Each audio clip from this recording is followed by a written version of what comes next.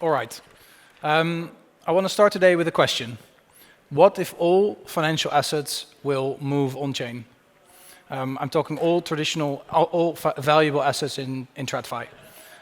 That means we're still really, really early. And today I'll talk you through why I think that's the case.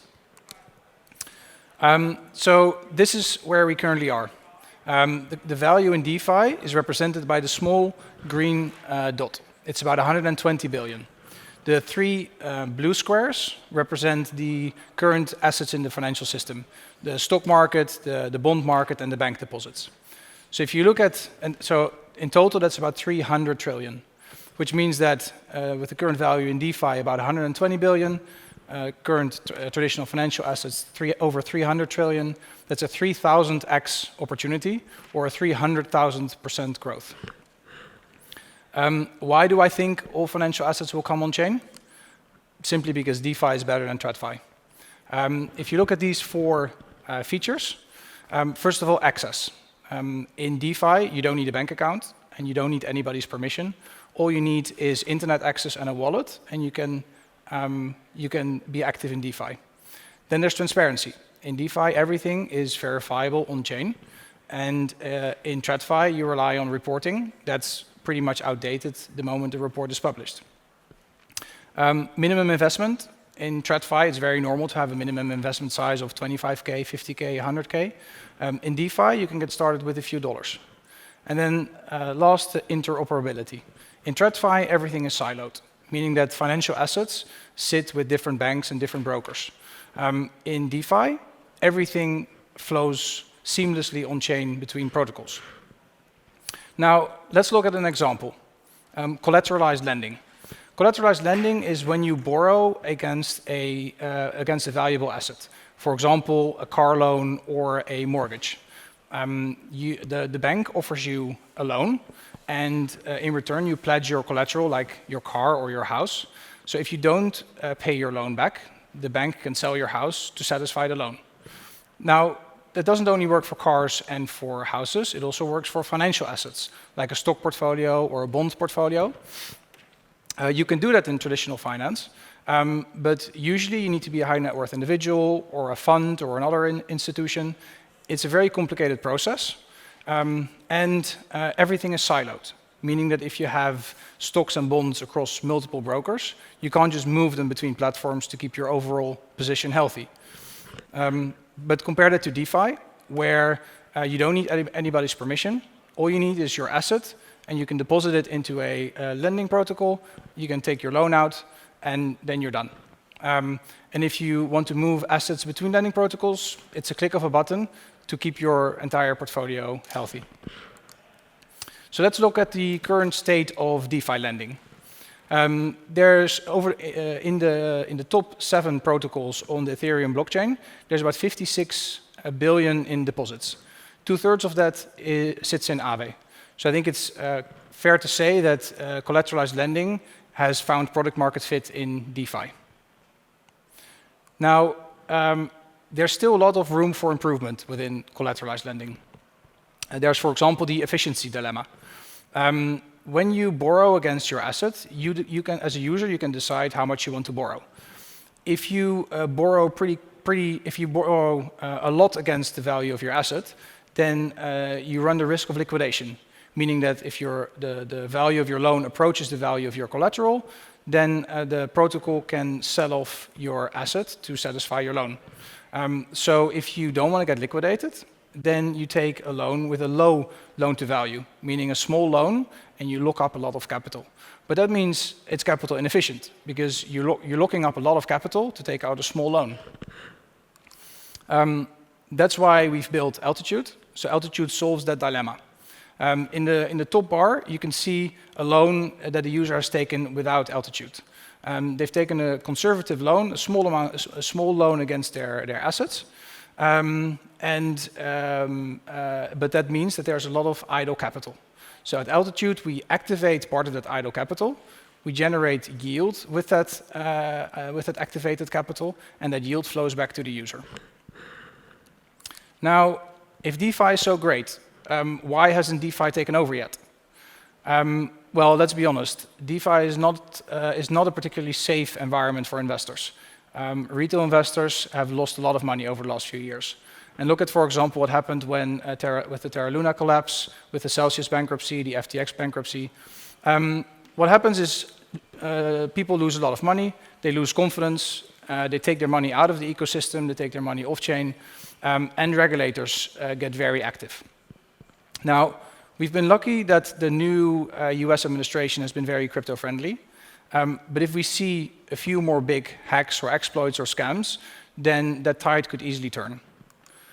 So how do we accelerate adoption in DeFi?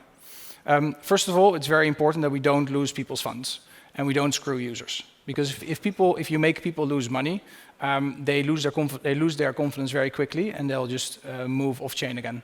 And we have to simplify the UX. Most DeFi products are pretty complicated to use. When it's too hard to use, people will just lose interest and move on. So if we want to bring the next 100 million people into DeFi, those next 100 million people, they are not coming into DeFi because they like playing with DeFi. They come to DeFi to solve a need. So it needs to be easy for them to interact. So let's build protocols that people love and trust. So how do we do that? We do that by making sure that protocols are secure by default, by prioritizing security. We can create trust quickly by being completely transparent what we do with the assets, and by creating UX that's not just for degens, but that our parents and our grandparents can use. That's it for me. Happy to answer any questions. Hey, big applause. Thank you. Let's start with the Q&A session. So if you have a question, raise your hand. Okay. Do you believe DeFi is inevitable? Raise your hand. Woo! Yeah, okay. At least half of the room. That's good. To the other half of the room, I would say, why not? What do you think the obstacles are? Why do you think DeFi is not better than TradFi? Do you want to elaborate on that with the microphone, or? Just, for enterprise to put like clients' money into DeFi, the biggest question is custody, because currently don't even know if Coinbase and whoever there are they really responsible for all the ETF assets by their book, which I think they don't, and just try to come into any bank who is used to have a reliance or whatever, someone to blame for any faults. Just tell them to go put money into DeFi, and whatever happens to private keys or whatever, like multi-sig, when employees are retired or just being changed. So lots of attack vectors, and they'll be just looking at a huge balance sheet issue. So yeah, I mean, custody is an issue. If you're responsible for your private key, and if you lose your private key and you can't access your assets, there's no bank manager that you can call. So totally agree. Yeah. But at the same time, what do you think about kind of multi-sig setups where you can have multiple private keys that allow people to together kind of manage funds? Yeah, but again, put yourself in a like bank chair, right? And you have, say, 5 out of 7 multi-sig, and you have 7 employees, part of which are like not that security aware, part of which can just leave you, yeah, and part of which can just go rogue, right? And how do you manage that? Yeah, fair. I think, first of all, if someone's not security aware, I don't think they should be signer of a multisig. But he's like a chairman of the board, for example. He's like 75, 80 years old. He should be, probably, but he just not. Yeah. I think just because someone has authority doesn't mean they should have a private key. So maybe there's a different way how that person can delegate his authority to someone that is more security aware. Sure. But again, I think banks are not ready. Regulation for that are not ready.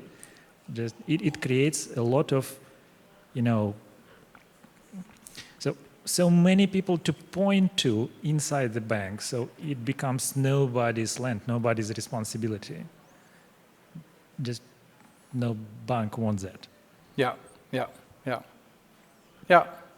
I mean, custody is an issue. I think there are a lot of custody solutions where people that really can't handle, or where people don't want to take that responsibility, or prefer someone else to have that responsibility. You could let someone else manage those funds. I don't think the future is that everybody always interacts directly with the blockchain. I think a lot of the complexities can be and should be abstracted away. So I think the general user shouldn't have to worry about private keys.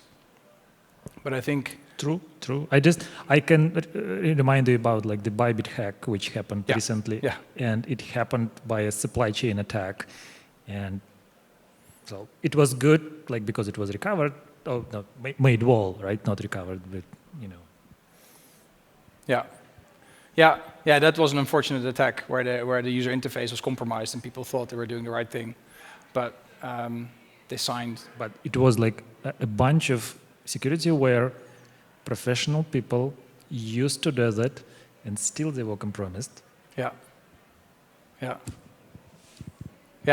It's a tough. The custody is a tough space. I do think with every incident we learn more. So I think that's also the reason why not everything has moved on chain yet. There's still a lot of issues to work through. But yeah, those are definitely some of the downsides. I do think that eventually all assets can be on chain. How they are managed, it might be that only a small group of people can actually interact directly with the blockchain, and a lot of the complexities are abstracted away. And then the responsibility of managing everything then lays with those people.